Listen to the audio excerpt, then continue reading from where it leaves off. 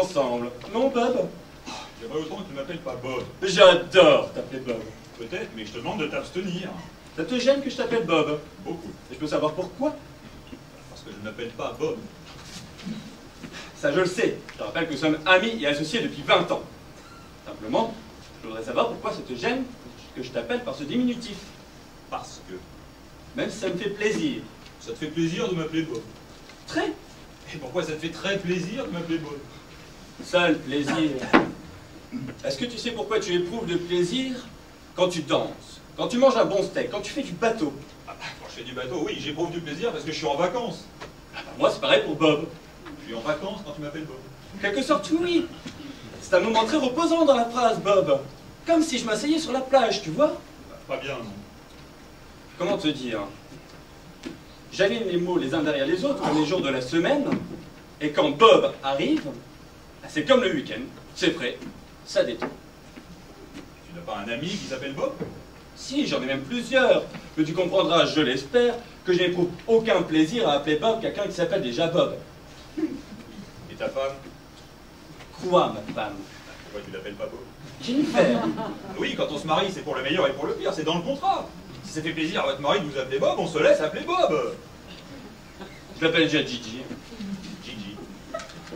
Ou Gigiette. Ah, mais justement, Bob lui paraîtra léger. Lui et moi. Quoi, toi? Moi, la seule personne que j'ai envie d'appeler Bob, c'est toi. Ça suffit maintenant, n'insiste pas, c'est tout. Je crois que tu te fais une fausse idée de Bob. N'insiste pas, je dis. Écoute, on va pas se Oh, fâcher arrête pour... maintenant, tu veux. Qu'est-ce qui se passe? Tu vas bien? Très bien, je te remercie.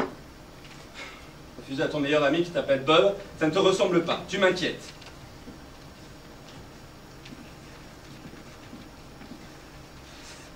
Dan. Est-ce que tu es capable de garder un secret? Si tu me demandes. Voilà. J'ai eu un arrière-grand-oncle qui... Ah, de Dieu, j'ai du mal! C'est trop difficile. Non, non, non, et il faut que j'y arrive, il faut que ça sorte, il faut que je puisse le dire un jour! Voilà, j'ai eu un arrière-grand-oncle qui s'appelait Bob et qui a violé le président des États-Unis. Merde! Il l'a attaché sur une commode et il a pissé sur tout un tas de dossiers ultra confidentiels en plein milieu du bureau ovale. Non! En pleine guerre de sécession. Oh mon pauvre vieux! Je suis désolé. Il était général et il voulait convaincre le président d'accepter son plan. Les nordistes devaient, par un mouvement tournant, attaquer les sudistes par le sud. Le président s'y aussitôt opposé. Tant qu'il dirigerait le pays, les nordistes attaqueraient par le nord. C'était une question d'honneur. Alors, oncle Bob s'est énervé et il a sauté sur Lincoln. Ah ouais, c'est Lincoln. Ah, tu te rends compte?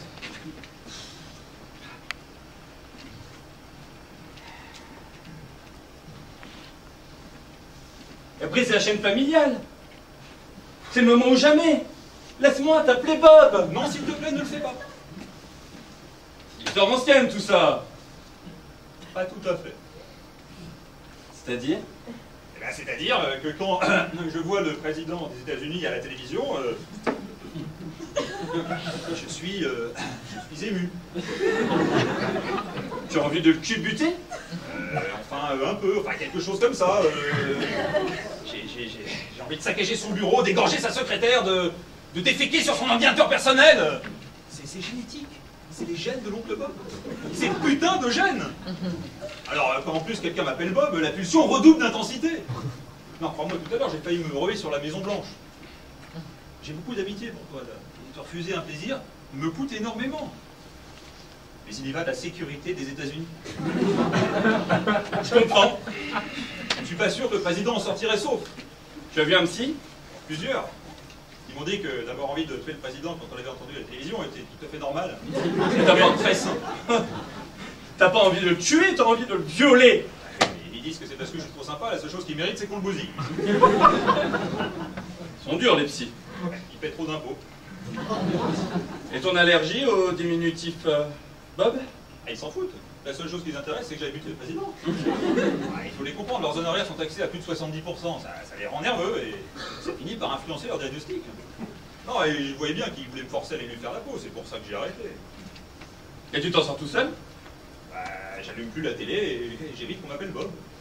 Ça paraît énorme à première vue, mais j'arrive à vivre à peu près comme n'importe qui. Sûrement, même moi, ton meilleur ami, j'avais rien remarqué. Tu m'en veux pas.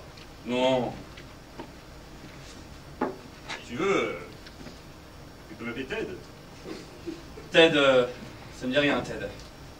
Tom ou Bill. Ah, dans Bill, il y a l'un des deux B de Bob.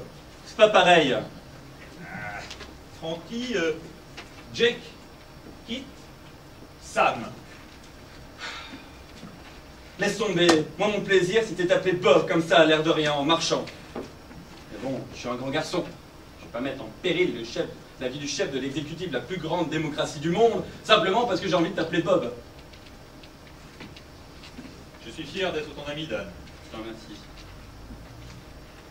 Ça va? Ça va. À quoi tu penses? À Kennedy. On n'aurait pas de la famille à Dallas? J'ai mon vieil oncle Henry, mais bon sang... Tu crois que... Faudrait quand même vérifier.